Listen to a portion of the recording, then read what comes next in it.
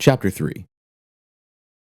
Luna walks down the stairs the next morning to find Cosine and Tut already at the table, having both prepared their early meal. It's currently 7:46 a.m.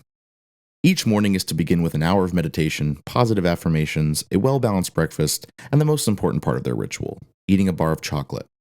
The chocolate did nothing except start their day off sweet, like the rest of the activities. They weren't in Arizona to sightsee, veg, or not be productive. Luna made it very clear from the get-go that under her executive producership, they had a job to do. A job was an interesting way to look at it, though. Who or what were they making the music for? It wasn't to meet any sort of quota or goal that was thrust upon them by an outside force. It wasn't to appease anyone, and it most certainly wasn't to secure any sort of benefits. It is a job, though, in a sort of juvenile way of looking at it. It had a purpose. That purpose had just yet to present itself. Luna sat down next to Cosine, who was in the middle of reading the nutrition label on the chocolate bar. Do you know how much fucking sugar they put in this shit? Yeah, I expect to gain at least 10 pounds while we're here. I'm very aware. Yeah, but this can't be good for you, dude. Whoa. Cosine pulls his attention away from the back of the candy and notices that Luna is, well... What's the problem? Tut places Luna's coffee mug next to her and sits down and folds his arms. Is that what you're wearing today? Luna had gone out the night before to buy their provisions for the first week of the trip. While at the store, an impulsivity that she isn't used to took control of her, and she bought pretty much one of every piece of clothing she liked. As we all know, groceries ain't cheap, let alone clothes. She spent a total of about $600 when it was all said and done. Isn't it cute? Fucking what the hell did you just say? Luna laughs. Whatever, I like it. You like it? Yeah, I actually do. Tut chokes on his coffee. So this isn't just a laziness thing. You woke up and decided to put that on. When did you suddenly become so aware of what you wanted to wear? Her outfit wasn't anything that the average person would find offensive or out of the ordinary. She looked like your average 24-year-old woman, and not a monk. But that's exactly the point. Suddenly you have a body and get to judge what other people wear? Okay, you know what? Never mind. No, you have something to say, so say it. Tut slides a piece of paper to Luna folded. When she goes to open it, Tut quickly grabs the paper back and clicks. What? He slides another piece of paper to her. Not to be read right now. Read later. He hands the original piece back to her.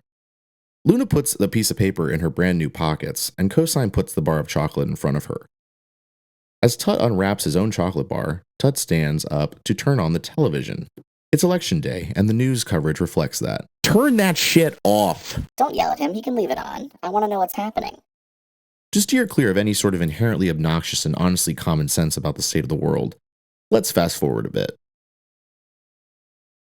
Monday, November 11th, 2024. Cosine hadn't really given much thought to what it was that he wanted to say with the record. Most nights, he refrained from actually charging his battery. Tut had built his robotic hull with the idea in mind that it should be able to charge itself without the need for a wired connection. However, the technology available on this Earth was very, let's just say, limited. The only thing Tut could think of to even begin to replicate something similar to the technology on his planet was to use solar energy, something renewable, something Cosine wouldn't necessarily have to learn how to do to keep himself going. It didn't take a lot of energy for him to stay charged, but when the battery ran out, it would take about 24 hours for the battery in his body to be fully charged on a wire connection. Cosine unplugs himself from the wall in his room.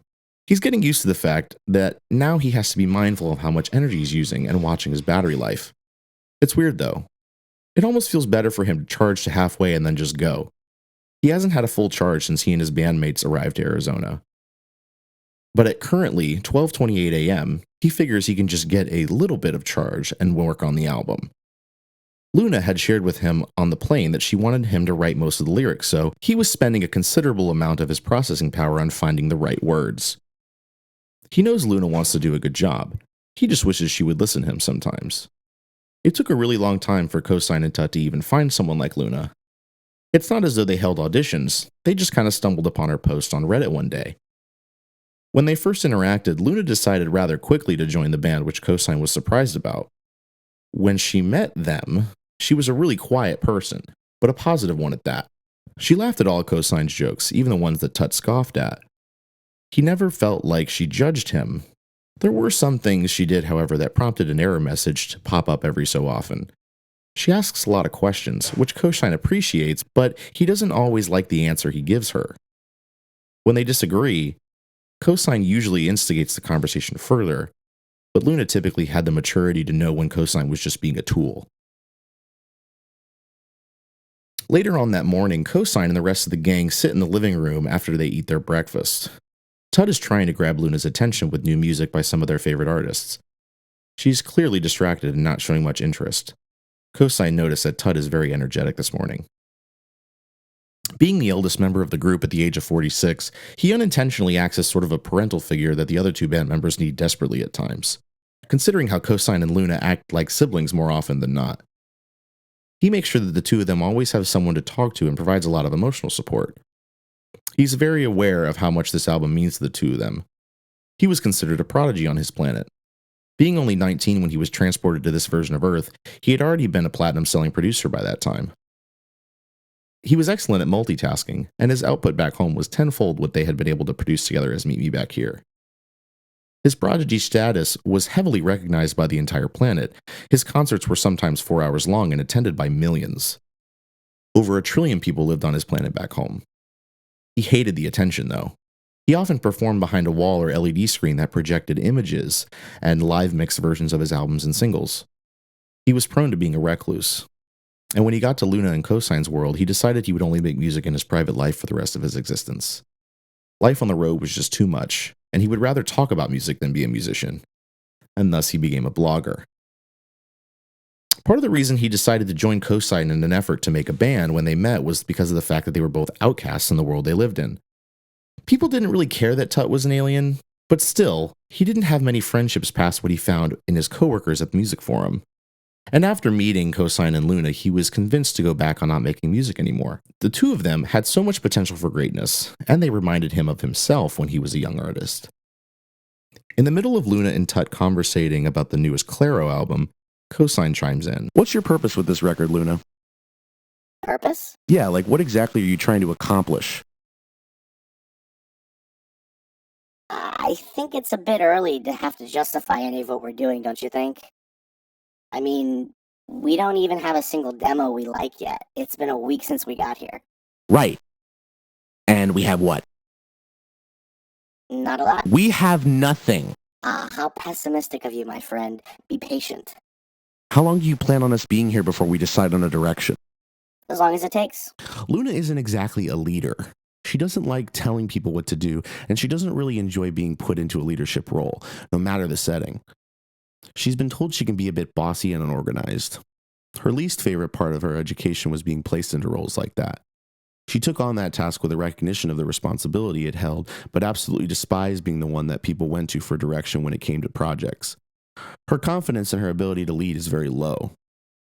She would much rather take direction from someone she trusted in that type of position, or prefer to work alone. Being the mediator of personalities and communication styles made her want to pull her hair out. When Cosine suggested she take on the executive producer role and Tut agreed, she felt that it might be different this time around. This was for fun. This was about passion rather than responsibility. So, she feels it appropriate to embrace her leadership style. Who cares if she's bossy? Who cares if she's unorganized? Tut's pretty organized, so that makes up for that, and Cosine desperately needs someone to help him stay on task most of the time because of how all over the place he gets. If Cosine were human, any reasonable doctor would immediately diagnose him with ADHD. We have plenty to go off of. It's not like we haven't come up with anything. Yeah, we have nothing. Well, maybe there should have been more focused on hitting the ground running instead of cutting a rug. And you're implying me, right? Oh, I'm not implying anything. Oh God, please tell me this makes the biopic they make about us. I absolutely need everyone to know how controlling you can be. Controlling? Dude, I can't even eat a bar of chocolate, so you make me do an extra 30 minutes of meditation. Do you know what meditation is like for a robot? I bet it's great, isn't it? How incredibly invalidating. Whose idea was it for me to do this? Oh, here we go. They don't really argue that much, and they definitely didn't argue this much during the last album cycle, but friends argue. At least that's what she keeps telling herself. Honestly, Cosine was really starting to piss her off. For lack of a better phrase, he knew how to push her buttons. She didn't like pushing buttons at all. She had a vision, she just didn't know how to communicate it yet. She didn't like that he just wouldn't be patient and trust her. And the fact that he thinks she's controlling is really starting to seem funny, considering his lack of control is obviously bothering him. Would you like to take over? No. Okay then, trust the process. She takes the last bite of her chocolate and walks to the bathroom. Cosine and Tut, quote, look, end quote, at each other in confusion. Something is definitely different about her for sure. Soft-spoken Luna is nowhere to be found. Maybe she got on a different plane and ended up somewhere else. Either way, she's acting like a completely different person. The cigarettes were something they could both kind of look past, but still were an indicator that something was up. Her headstrong attitude was something they had never seen in action before, since she was usually just so quiet and happy to be doing whatever it is that we were doing. Her anxiety was definitely getting out of hand as well. You hear it too, right? Yeah, like last night. The panic attacks are happening mainly at night before she goes to bed. Cosine and Tut can definitely hear her, but at least she's still meditating. If that stopped, then they would have to hold some type of intervention. But that is so ingrained in her behavior that it probably wasn't going anywhere anytime soon. Luna walks back to the room and sits on her meditation pillow. A clearly fake grin is plastered on her face. Any word from Tony? Okay, you are definitely now just trying to make me upset. Bingo, there it is. That's a no. You think I'd let the absence of a man impact something that has nothing to do with him? Tut hands Luna a piece of paper that reads, "Sweetheart, you're only human. Maybe you should call him. Have you tried?" I find it that if someone wants to be in your life, they will make that effort. Do you want to be in his? That's not fair. I'm not going to sit and talk with you guys about him anymore because neither of you seem to like him very much, and we have an album to make. You aren't acting like yourself, Luna. That's the last thing I need to hear from you right now, Coco. Well, then say something that's going to reassure us. Like what? I don't know. You just seem very different, and I want to make sure you're okay. You should be pouring whatever it is you're going through into the work we're doing. Well, okay. How could I be acting more like Luna for you? That's not what I mean, and you know it. No, okay, then what do you mean? Because maybe I'm not in a good place right now, but I'm here. I haven't given up on this album yet, and we're going to make something we're all proud of. Whoa. It's not about me. No one said you were making it all about you. You're right. You guys are making it all about me. I just want to make music with my friends. Can we just get back to making the music and not be so consumed with what the end result is going to be just yet? I have a plan. Just please trust me.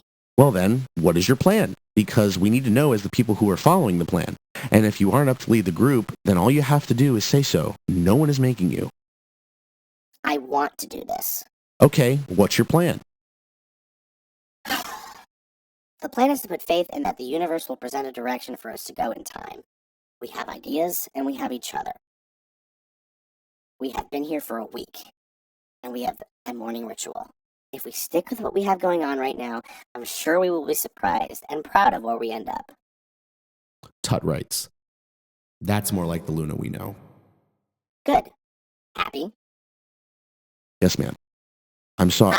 I don't want to hear any apologies. I want to hear us getting to work. The first demo I want to work on today is the one we talked about on the plane. The one with that one bass line. I think there's something really special there that I want to explore with how we like... Her phone begins to ring. It's Tony.